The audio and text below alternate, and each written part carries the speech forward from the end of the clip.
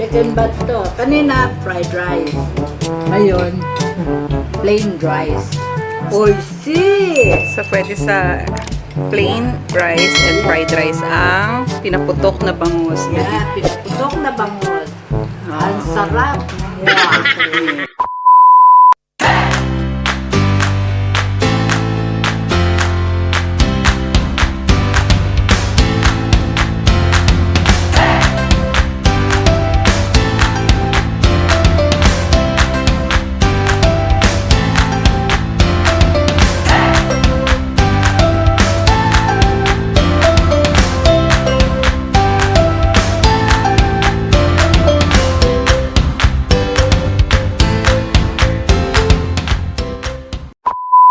Cover ka. Ay, bakit pinaputok?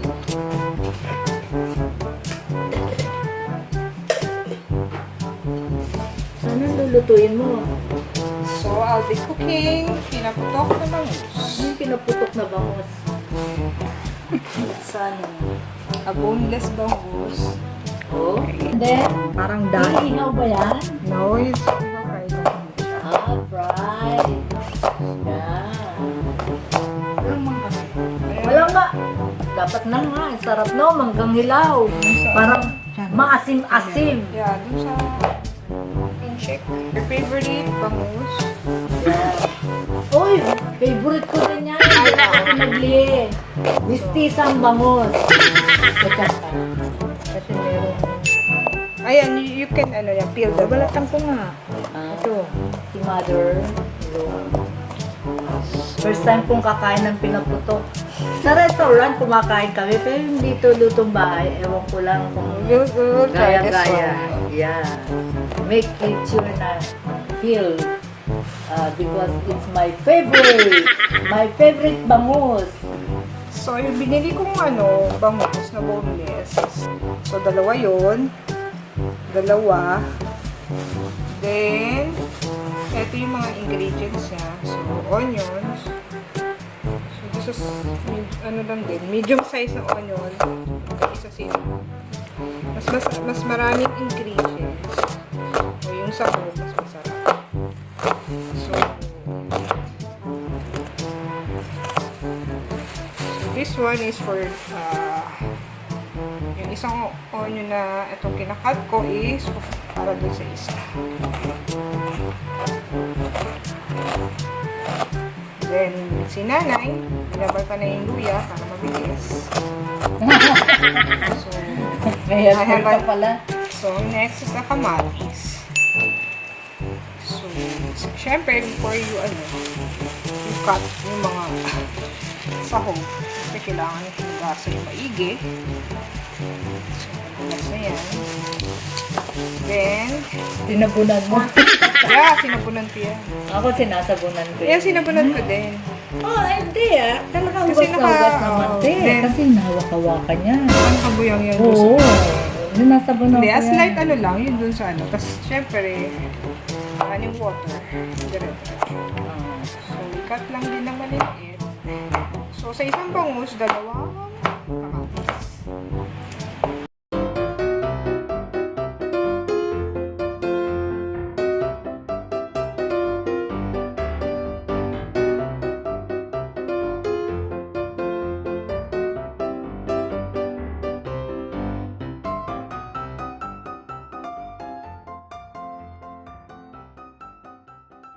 So, next is yung bell pepper.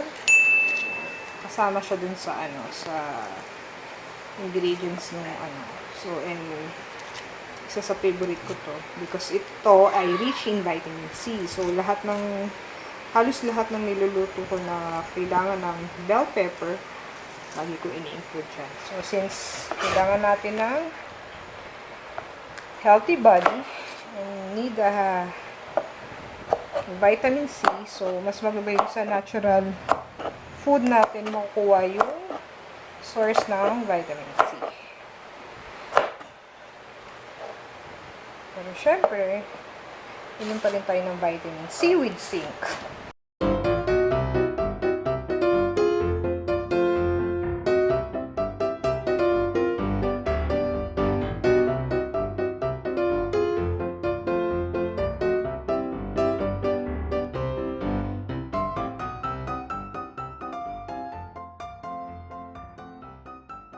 So, next is the ginger. So, we just cut it to small. Yan, mahilig din na kami sa ginger. So, halos talaga sa. And then, ganda din ang benefits ng ginger.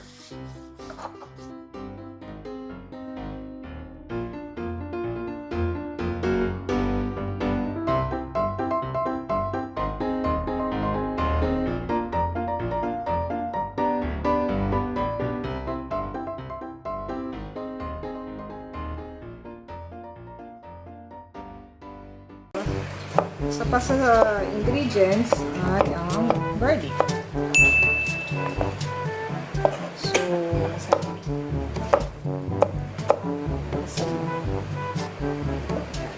hiwain lang din ng maliliit.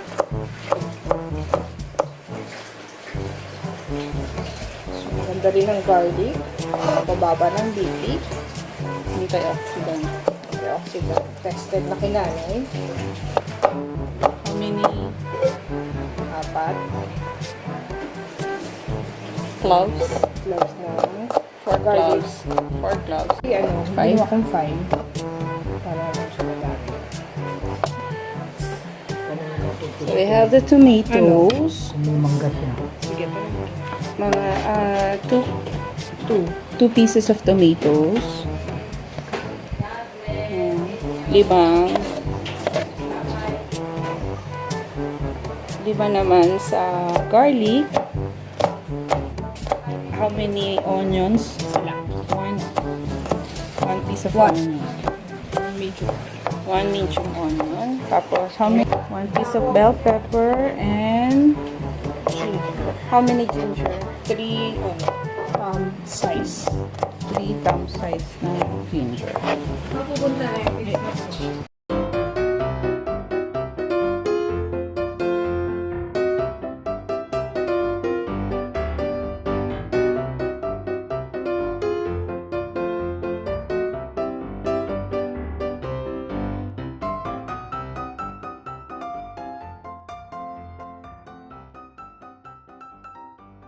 yung ginigrate yung mango.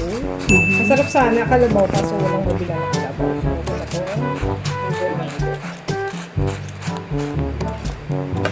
Ako naman, nagbabalat. Indian mango. Na ilalagay ni Dhabbie. Isa sa ingredient.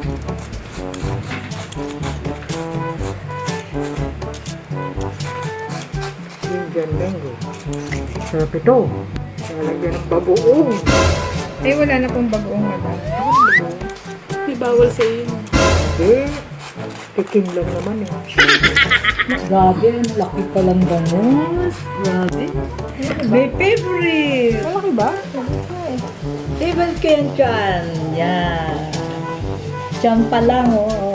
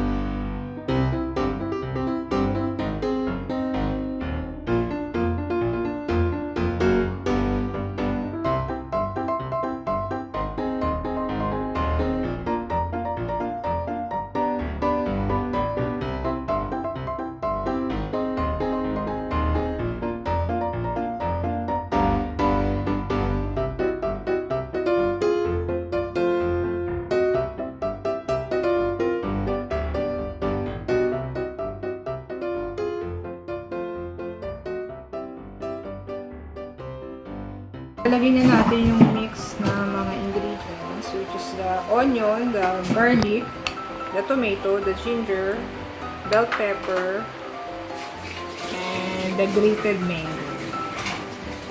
Yan. So, spread lang natin.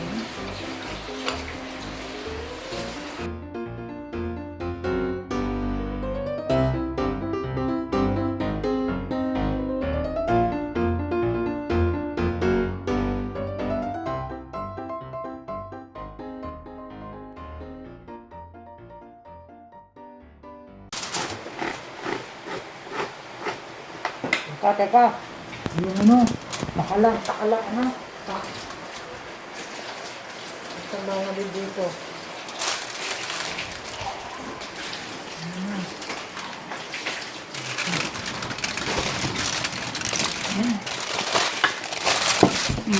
Ilagay niyo na sa foil. So, yung first batch, nilagay niyo na sa foil. May kasama ng ingredients yun sa loob. Na mga ganito.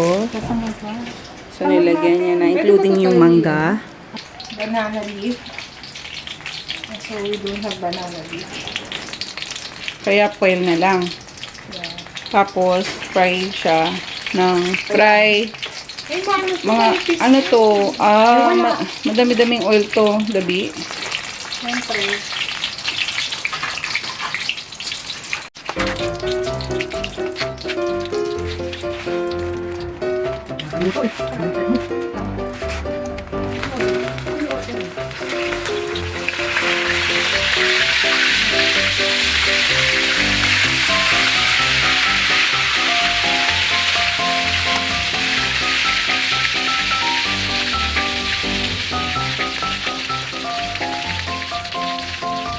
Malang yung stock. Ito kami.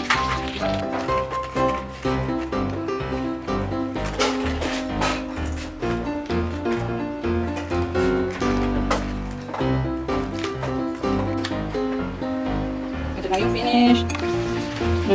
Pinaputok na. Bangus. By Dhabbie. By Chef.